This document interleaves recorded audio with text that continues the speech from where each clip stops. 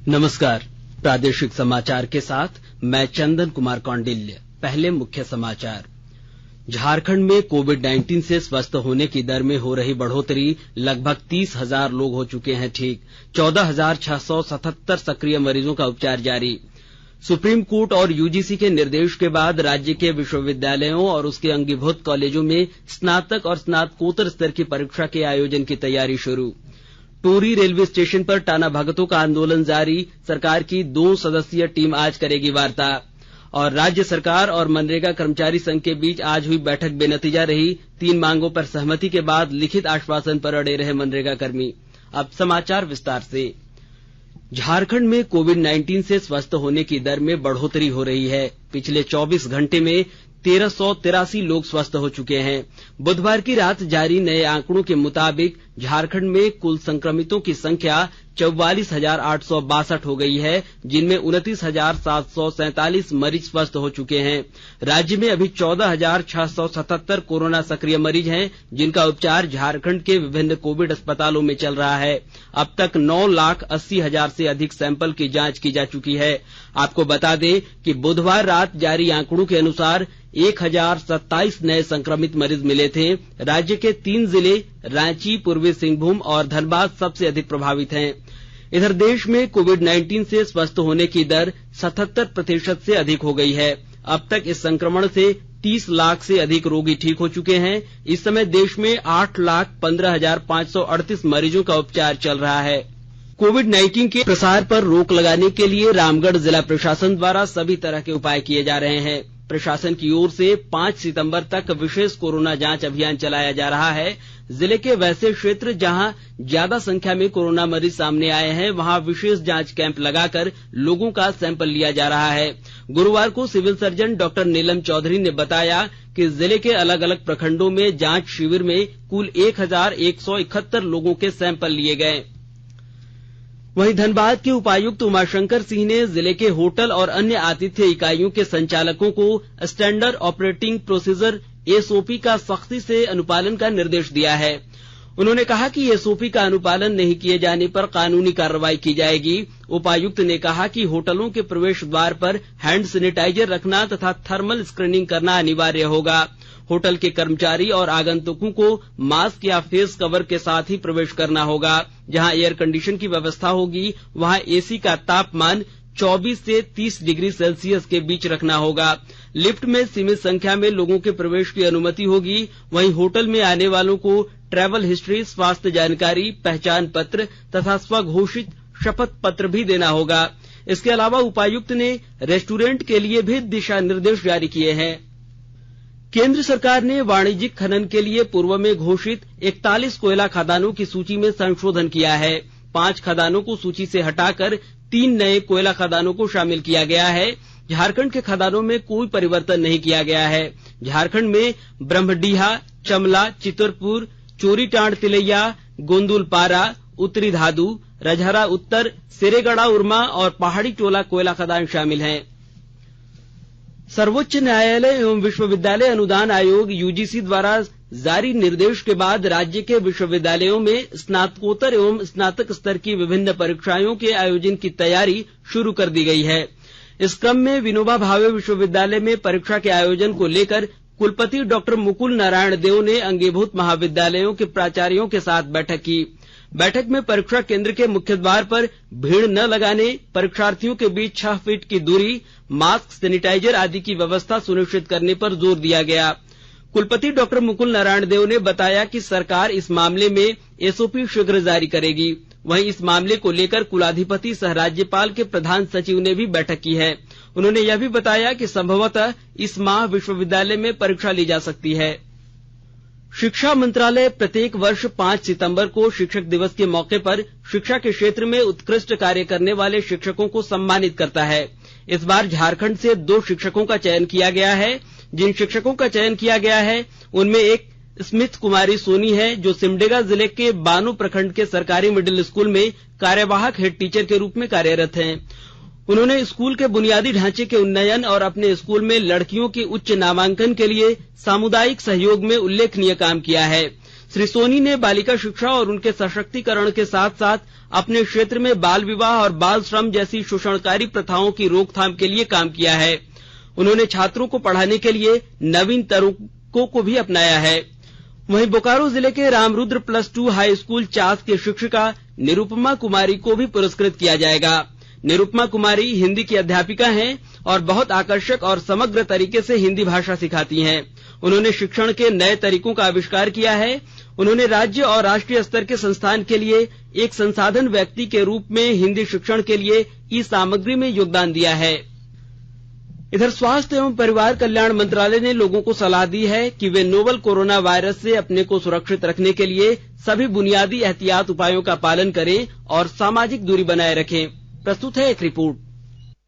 सरकार ने कहा है कि आवश्यक वस्तुओं की पर्याप्त आपूर्ति जारी है और लोगों को चिंता करने की कोई जरूरत नहीं है। लोगों को सलाह दी जाती है कि वे आवश्यक वस्तुओं और चिकित्सा सामानों की खरीदारी करते समय धैर्य रखें और शांत रहें।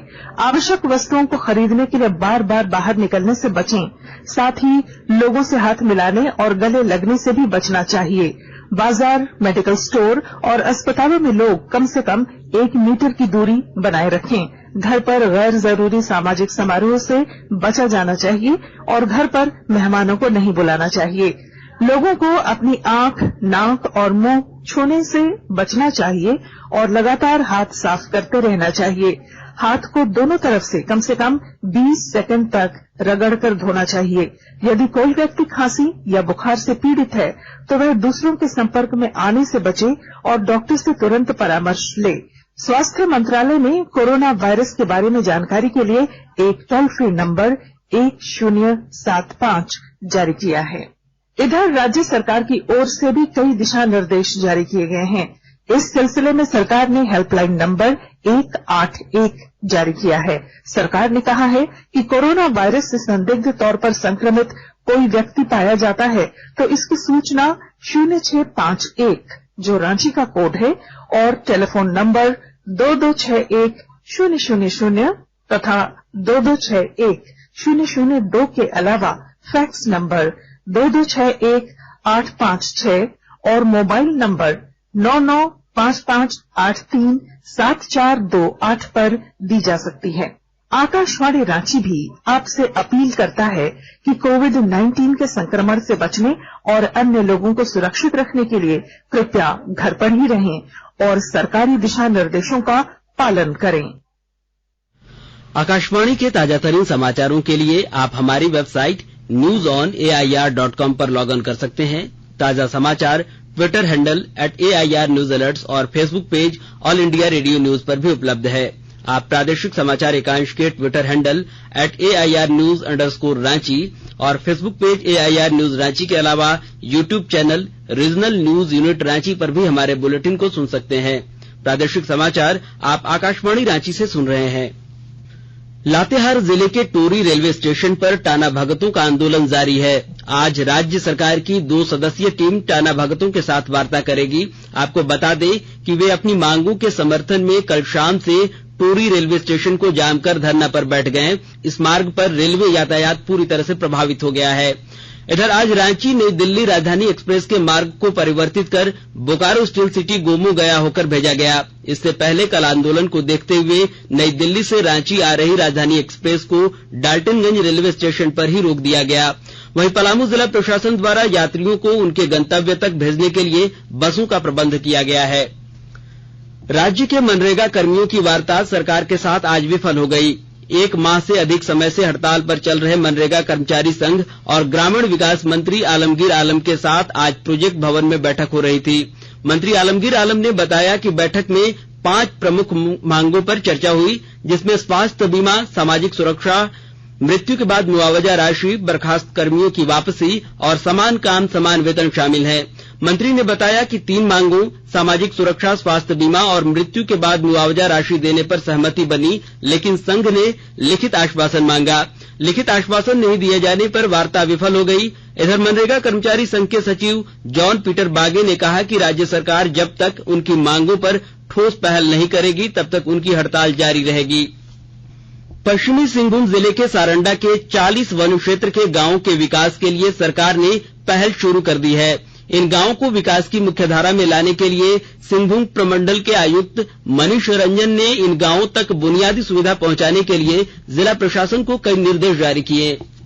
सरंडा एरिया में जो डेवलपमेंट सरकार के द्वारा किया जा रहा है, हम लोगों की यह कोशिश है कि उस डेवलपमेंट प्रोसेस को लोगों तक कैसे अधिक से अधिक पहुंचा सके। इसलिए जो वहां 40 वन ग्राम है, आज यह निर्णय किया गया कि एक सप्ताह के अंदर जितने 40 गांव हैं उसमें कितने हाउस होल्ड हैं, कितने परिवार वहां रहते हैं, उसका डिटेल्ड सर्वे कर लिया जाए, ताकि हमें ये पता चल पाए कि किन्हें कौन कौन सी सुविधाएं मिल रही हैं और कौन सी सुविधाएं उन्हें दी जा सकती हैं। एक सप्ताह में इस सर्वे होने के बाद यह सुनिश्चित किया जाएगा कि सभी लोगों को अनाज मिले। वहां सेल्फ हेल्प ग्रुप की जो महिलाएं हैं उन्हें 3 या 4 सेल्फ हेल्प ग्रुप को अनाज वितरित करने के लिए उन्हें एक लाइसेंस प्रदान किया जाए, ताकि लोगों को अधिक ट्रैवल नहीं करना पड़े। पूरे देश में सितंबर महीने को पोषण माह के रूप में मनाया जाता है। इधर रामगढ़ जिले में भी पोषण माह के तहत जिले के सुदूरवर्ती क्षेत्रों में महिलाओं, किशोरी बालिकाओं आदि को पोषण के प्रति जागरूक किया जा रहा है। इस क्रम में आज आंगनबाड़ी केंद्रों पर गोद भराई रस्म का आयोजन किया गया, जिसके दौरान 7 से 9 माह की गर्भवती महिलाओं की गोद भराई की रस्म पूरी की गई। इसमें गर्भवतियों को सतरंगी थाली और अनेक प्रकार के पौष्टिक खाद्य पदार्थ दिए गए। इसके अलावा इन महिलाओं को खान पान से संबंधित कई दिशा निर्देश भी दिए गए। भारतीय रेड क्रॉस सोसाइटी की हजारीबाग समिति की ओर से आज रेड क्रॉस भवन में रक्तदान शिविर का आयोजन किया गया। यह रक्तदान कार्यक्रम हजारीबाग, गिरिडीह, कोडरमा एवं चतरा जिले के थैलेसीमिया मरीजों को रक्त की जरूरत को देखते हुए किया गया। सदर विधायक मनीष जायसवाल ने कार्यक्रम का उद्घाटन करते हुए कहा कि थैलेसीमिया के मरीजों को रक्त की जरूरत पड़ती है, ऐसे में रक्तदान आवश्यक है। रेड क्रॉस सोसाइटी व समाज थैलेसीमिया के मरीजों के लिए रक्त उपलब्ध कराने की दिशा में लगातार प्रयासरत रहा है। शिविर में 20 लोगों ने रक्तदान किया। चतरा जिले में एक राष्ट्र और एक राशन कार्ड की व्यवस्था 1 सितंबर से लागू हो गई। अब दूसरे प्रदेश के कार्डधारी भी यहां के किसी नजदीकी जन वितरण प्रणाली की दुकान से राशन का उठाव कर सकते हैं। और जानकारी दे रहे हैं हमारे चतरा संवाददाता। चतरा जिले में एक राष्ट्र और एक राशन कार्ड की व्यवस्था 1 सितंबर से लागू हो गई। अब दूसरे प्रदेशों के कार्डधारी यहां के किसी नजदीकी जन वितरण प्रणाली की दुकान से राशन का उठाव कर सकते हैं। राज्य सरकार के निर्णय के बाद यह व्यवस्था प्रभावी हुई है। व्यवस्था को बेहतर बनाने के लिए आपूर्ति कार्यालय के अधिकारी और कर्मी लगातार जुटे हुए हैं। चतरा उपायुक्त के इस आदेश को जिला आपूर्ति शाखा ने प्रभावी बनाने के लिए जन वितरण प्रणाली के दुकानदारों को निर्देशित कर दिया है। जिला आपूर्ति पदाधिकारी विपिन कुमार दुबे ने बताया कि जिले के वैसे ग्रामीण जो गुजरात, पंजाब, जम्मू कश्मीर सहित 21 प्रदेशों में कई वर्षों से रह रहे थे और अपना राशन कार्ड उसी प्रदेशों में बना लिया था, लेकिन कोरोना महामारी के दौरान अपने गृह जिला वापस लौट गए हैं, उन्हें अनाज देने की नई कवायद शुरू की गई है। अशोक कुमार तुलसियान, आकाशवाणी समाचार, चतरा। खूंटी जिले की महिला किसानों को आर्थिक रूप से सुदृढ़ बनाने के लिए प्रदान और SHG members agro horticulture cooperative की ओर से 14 लाख गेंदा फूल के पौधे वितरित किए गए हैं। इससे जिले के मुरहू, अड़की, खूंटी, तोरपा और गुमला जिले के कामडारा प्रखंड में 500 किसान लाभान्वित होंगे। संस्थान के कोऑर्डिनेटर यश ने बताया कि जिले में इस बार गेंदा फूल की अच्छी खेती हुई तो किसान इस बार फूल के बाजार से ही अच्छा पैसा कमा लेंगे। SHG members agro horticulture cooperative के सहयोग से महिला किसान लगभग 1.5 से 2 करोड़ रुपए की फूल की मार्केटिंग करेंगी। गढ़वा जिले के रमना पुलिस ने आज 73 मवेशी के साथ 2 पशु तस्करों को गिरफ्तार किया है। अनुमंडल पुलिस पदाधिकारी दिलीप खलखो ने बताया कि मवेशियों को छुपाकर ले जाया जा रहा था। बुलका जंगल में छापेमारी कर पशु तस्करों को पकड़ लिया गया। हालांकि कुछ अन्य लोग भागने में सफल रहे। उन्होंने बताया कि गिरफ्तार दोनों लोग अपने अपराध को स्वीकार कर लिया है। गिरफ्तार तस्करों ने बताया कि पशु तस्करी में कई गिरोह हैं। और अब संक्षिप्त खबरें। 15वें वित्त आयोग की आर्थिक परामर्श परिषद की बैठक कल होगी, जिसकी अध्यक्षता आयोग के अध्यक्ष एनके सिंह करेंगे। बैठक में सकल घरेलू उत्पाद जीडीपी की वृद्धि दर, केंद्र और राज्यों के कर स्वरूप, वस्तु तथा सेवा कर क्षतिपूर्ति का भुगतान, राजस्व घाटा अनुदान और वित्तीय सुदृढ़ता के मुद्दे पर विचार विमर्श होगा। 14 सितंबर से 1 अक्टूबर तक आयोजित मानसून सत्र के दौरान कोई अवकाश नहीं होगा। दोनों सदन शनिवार और रविवार को भी काम करेंगे। सदनों की बैठक 2 पाली में सुबह 9 बजे से दिन के 1 बजे तक और दोपहर के बाद 3 बजे से शाम 7 बजे तक होगी। वहीं रामगढ़ जिले के प्रसिद्ध शिव स्थल टूटी झरना मंदिर को धार्मिक स्थल के रूप में विकसित किया जा रहा है। गुरुवार को डीडीसी नागेंद्र सिन्हा ने टूटी झरना का दौरा कर रहे निरीक्षण किया और कई महत्वपूर्ण निर्देश दिए। लोहरदगा जिले के सिविल सर्जन विजय कुमार ने बताया कि आज जिले में कोविड-19 के अब तक 718 पॉजिटिव मामले आ चुके हैं, जबकि 513 लोग स्वस्थ भी हो चुके हैं। वहीं आज 8 मरीजों को स्वस्थ होने पर छुट्टी दे दी गई। और अंत में मुख्य समाचार एक बार फिर।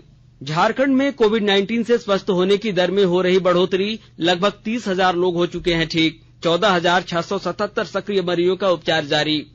सुप्रीम कोर्ट और यूजीसी के निर्देश के बाद राज्य के विश्वविद्यालयों और उसके अंगीभूत कॉलेजों में स्नातक और स्नातकोत्तर स्तर की परीक्षा के आयोजन की तैयारी शुरू। टोरी रेलवे स्टेशन पर टाना भगतों का आंदोलन जारी। सरकार की 2 सदस्यीय टीम आज करेगी वार्ता। और राज्य सरकार और मनरेगा कर्मचारी संघ के बीच आज हुई बैठक बेनतीजा रही। 3 मांगों पर सहमति के बाद लिखित आश्वासन पर अड़े रहे मनरेगा कर्मी। इसके साथ ही आकाशवाणी रांची से प्रादेशिक समाचार का यह बुलेटिन समाप्त हुआ। नमस्कार।